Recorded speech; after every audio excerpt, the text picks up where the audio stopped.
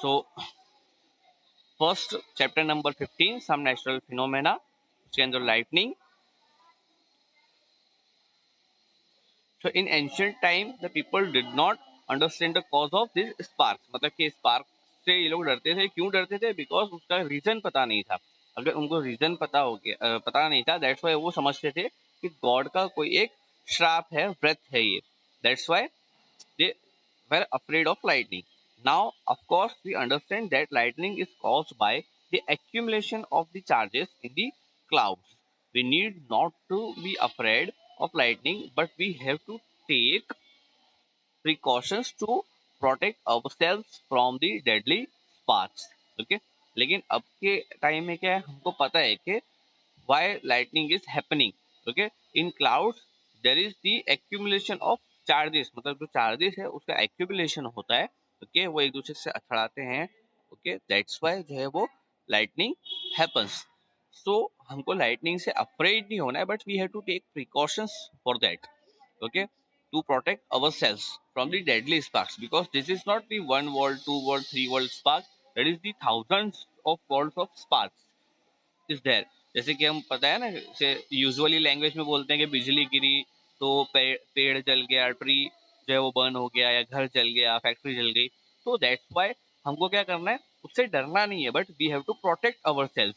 Okay, the sparks that the Greeks knew about. The ancient Greek knew as early as 600 BC that when amber, that is amber, amber is a king kind of resin, was rubbed with fur. It attracted light objects such as hair. You have seen that when you take off woolen of polyester clothes, your hair stand on it. If you take off these clothes in the dark, you even see a spark and hear a crackling sound. In 1752, Benjamin Franklin, an American scientist, showed that lightning and the spark from your clothes are essentially the same phenomena. However, it took 2000 years for this realization to occur. मतलब कि जो ancient Greek थे, उन्होंने 600 years before Christ क्या किया, जो rubber मतलब कि रब करके एक जो रेजिन रेजिन जो है, अंबर एक रेजिन है, one type of resin. Okay, तो उसको रब करके उसमें से स्पार्क होना, उस टाइप की चीजों को वो देखते थे.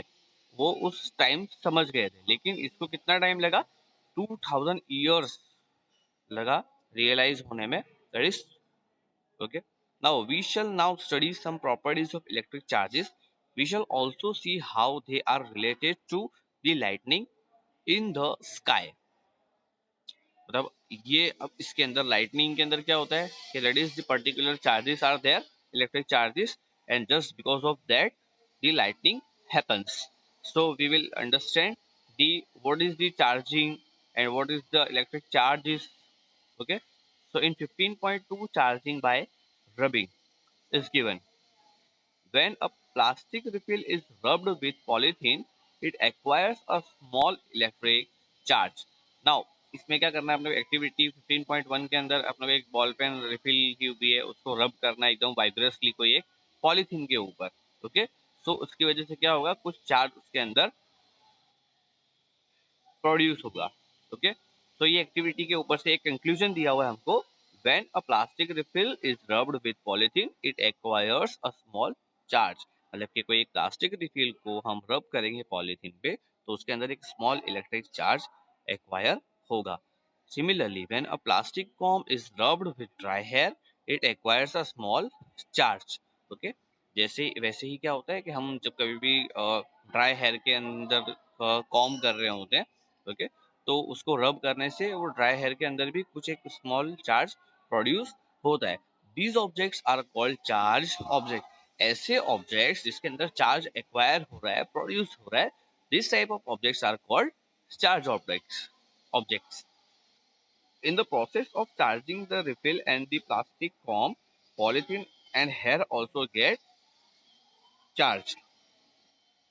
Okay, so in activity 15.2, you have to complete this table in which objects rubbed, that is refill, the materials used for rubbing, polythene or wooden cloth, attract, if it is attracting or not, and it is charged or not. If it is attracting, that is charged. Okay, so you can do this activity at your home also. Okay,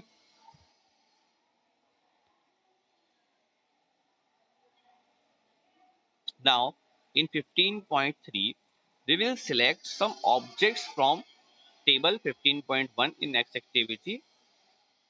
So in activity 15.3, inflate two balloons, hang them in such a way that they do not touch each other.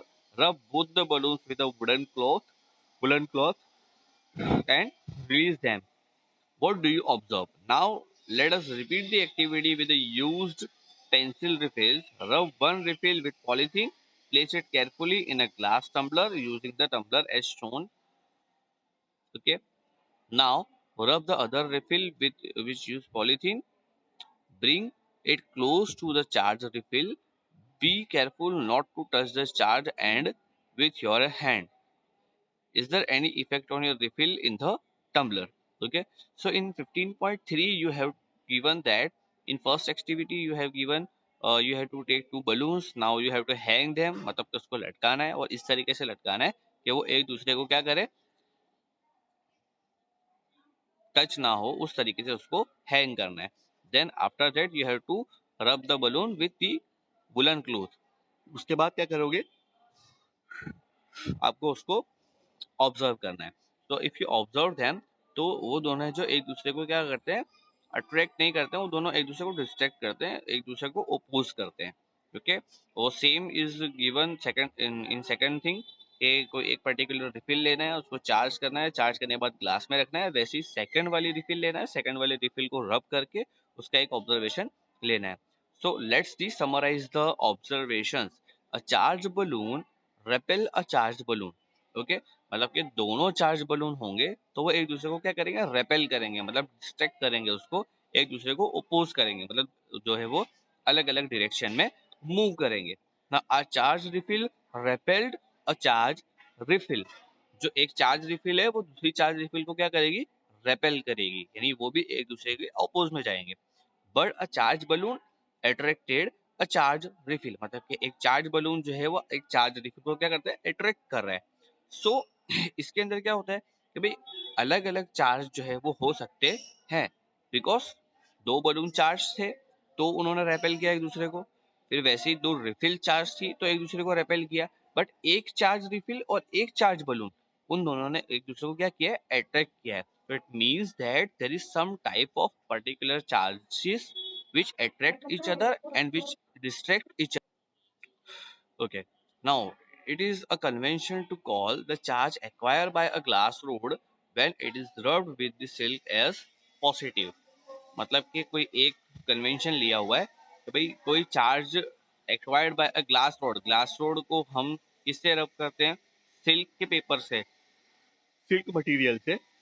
तो जो charge हमको produce होगा वो charge को हम बोलते हैं positive charge. Okay, तो ये था टाइप ऑफ चार्जेस की बात हो रही थी यहाँ पे कि अलग अलग टाइप के चार्जेस होते हैं. एक होता है पॉजिटिव चार्ज और एक होता है नेगेटिव चार्ज. अंडरस्टैंड? तो यहाँ पर अभी 15.3 तक रखते हैं, अपने नेक्स्ट लेक्चर में आगे